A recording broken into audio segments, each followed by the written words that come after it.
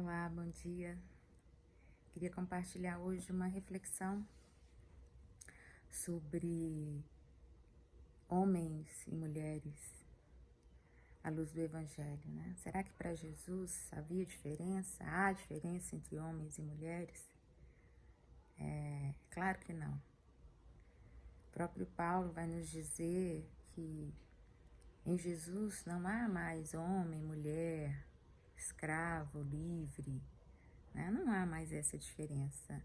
Há diferença, houve diferença e ainda há na sociedade judaica do século I, uma sociedade primitiva, né?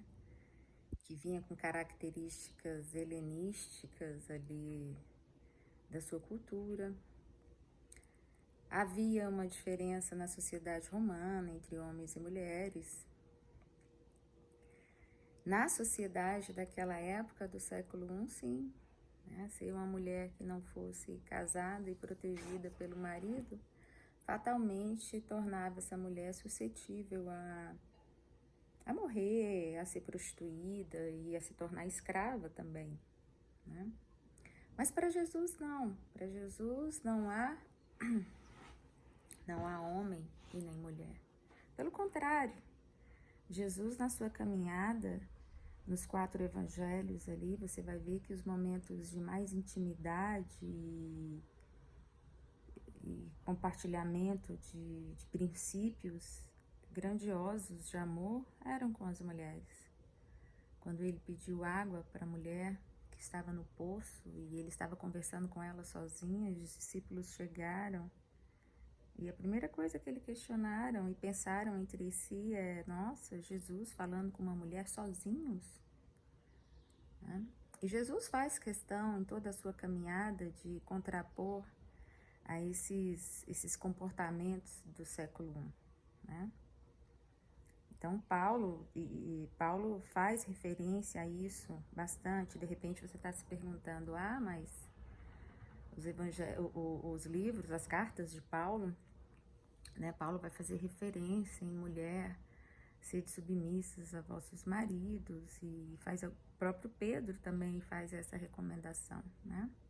Sim, eles fizeram mesmo, porque aquela era uma realidade de um tempo, né?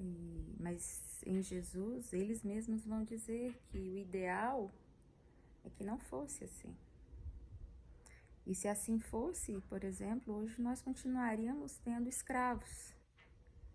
E você olha para uma sociedade do século XXI, que não é mais tão primitiva quanto a do século I, embora ainda guarde, né, algumas características, de certa forma, primitivas, mas, em linhas gerais, é uma sociedade que já não admite a escravidão como forma de economia da sua organização social, né? E, no entanto, Paulo vai dizer: olha, servos, sejam submissos escravos, sejam submissos aos seus senhores, servos, né? Façam tudo aos seus senhores como se fosse ao próprio Deus. Então vejam, ali claramente a gente vê, eu teria muito mais a dizer, né? Mas em linhas gerais, a gente está falando ali de cartas de Paulo, de Pedro, né? Homens que estavam passando orientações para uma sociedade em que, em sua organização social, ainda não tinham, né, esse conhecimento libertador que nós temos hoje, de saber que não há diferença para Cristo entre o preto e um branco e um amarelo, não há diferença entre uma mulher e um homem. Para Cristo, o que importa sempre será se esse preto, se esse branco, se esse amarelo, se esse asiático, se essa mulher, se esse homem, se esse homossexual, se esse trans, seja lá que categoria que nós venhamos a usar, se essas pessoas elas têm caráter, se elas carregam o amor como princípio de vida, como princípio de orientação, né, para aquilo que elas constroem na sociedade, em suas próprias vidas, né? E aí você está se perguntando: tá, mas quem então é o cabeça dentro de uma casa? Cabeça dentro de uma casa é quem ama, é quem tem discernimento do Espírito Santo, é quem possui um caráter aprovado diante de Deus, né?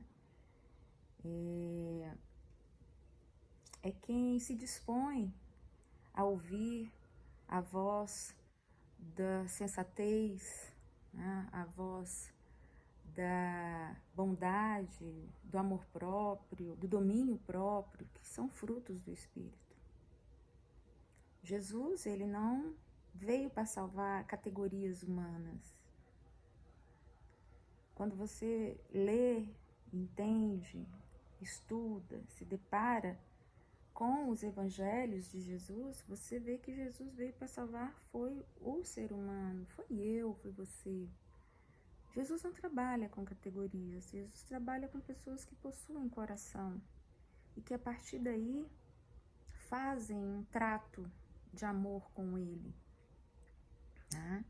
É claro que a doutrina intitulada por homens, né, como doutrina cristã, o próprio cristianismo em si, ele fez uma salada mista e misturou conceitos ideológicos de interesses humanos com um pedaço da verdade do Evangelho, né? Mas em Jesus mesmo a gente não vê nada disso que as doutrinas religiosas, as ideologias religiosas, né, falam, tentam aí discernir aos quatro cantos. E eu vejo esses discursos e vejo como eles são aprisionantes de mentes, de corações, de homens e de mulheres, né, que são orientados por suas doutrinas religiosas a pertencerem a um quadro categórico, né, que tem que ser dessa forma, e enfim, é escravizante. O Evangelho não, meu irmão e minha irmã, o Evangelho é libertador.